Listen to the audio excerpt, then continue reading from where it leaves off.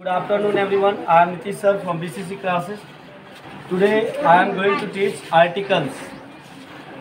The words a and the are called articles. The word the point out some particular person or thing, है ना? Therefore it is called definite article. इसीलिए इसे हम लोग definite article कहते हैं, क्योंकि इससे कुछ particular person या thing का बोध होता है. आगे है the word a or an lives indefinite the person or thing is spoken of. Therefore it is called indefinite articles. इसलिए the word a or an lives indefinite the person or thing is spoken of. Therefore it is called indefinite. Is called indefinite articles.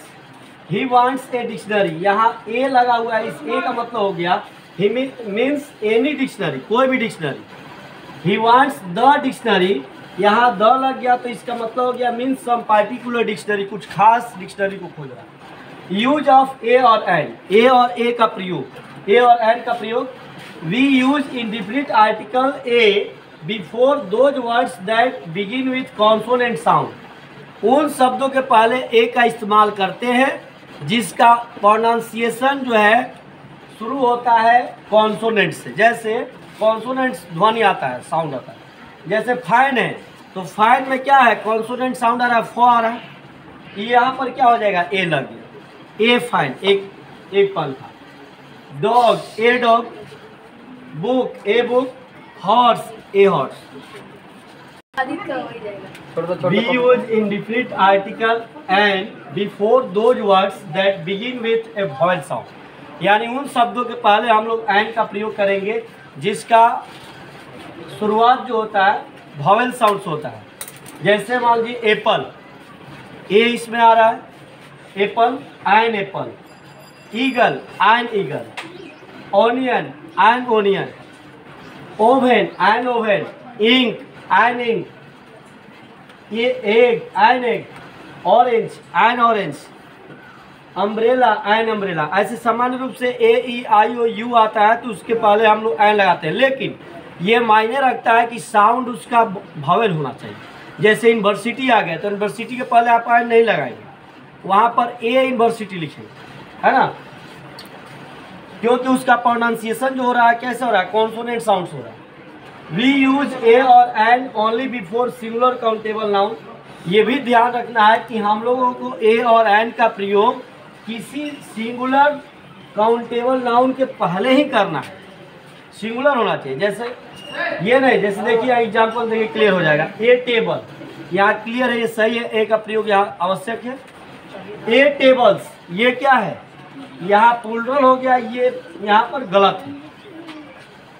A man, यहाँ पर singular countable noun है man, यहाँ पर main हो गया तो ये क्या हो गया, प्लूरल हो गया, तो इसलिए यहाँ पर ए का इस्तेमाल गलत है. We also use the indefinite article a in the sense of one. हम लोग इंडिफिनिट आर्टिकल ए का इस्तेमाल वन के लिए भी करते हैं. जैसे wait a minute is equal to wait 1 minute, है ना. 1000 पीपुल वर देयर, वहाँ हजारों लोग थे तो यहाँ पर हो गया 1000 पीपुल वर देयर. यहाँ पर 8000 यानी कि 1000, ये 1000 people were there. Use of definite article the. The is use, the का प्रयोग किया जाता है with the names of river, नदियों के नाम के साथ.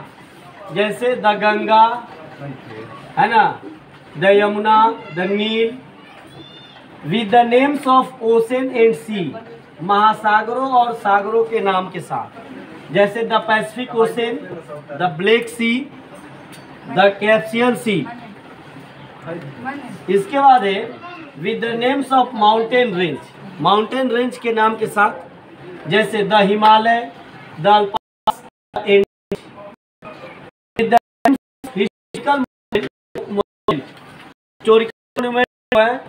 के साथ भी किया जाता है. The Taj Mahal, the red fort.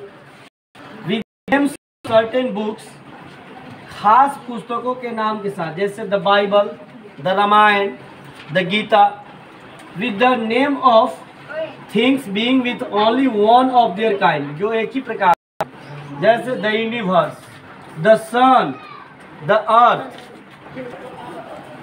Yes, now fill in the blanks with a और एंड द। अब ये जो आपको वर्कशीट दिया गया है, इसमें आप लोग को इसी बेस पर भरना है, ए, एन और द। पहला क्वेश्चन दिया, dash Nile is dash longest river in the world, ठीक है। दूसरा क्वेश्चन है, dash Taj Mahal is a world heritage monument. तीसरा, MS Kavita is dash kind lady. There was dash orange in her hand, dash earth moves around dash sun. Mary borrowed dash book from her school library. 7 number है, dash Himalayas are dash highest mountain in the world.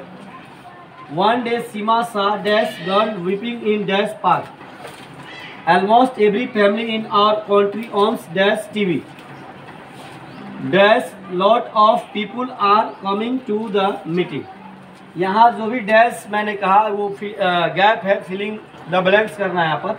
जैसे यहाँ देखिए, आपको क्या पढ़े थे, किसी भी नदी के नाम के पहले क्या लगाएंगे, द। तो यहाँ पर क्या लिखेंगे आप लोग, द नील इज, एंड आप देखिए यहाँ रिवर एक है कि अधिक है, एक है ना, रिवर लगा, रिवर्स नहीं ना है। The Nile is a longest river in the world. इसी तरह से आप लोग को ये वर्कशीट पूरा करना है। आई होप कि ये वीडियो जो है आप लोग के लिए उपयोगी है, तो जरूर इसे लाइक करें, शेयर करें, सब्सक्राइब करें। आपका दिन शुभ हो। Thanks for watching this video.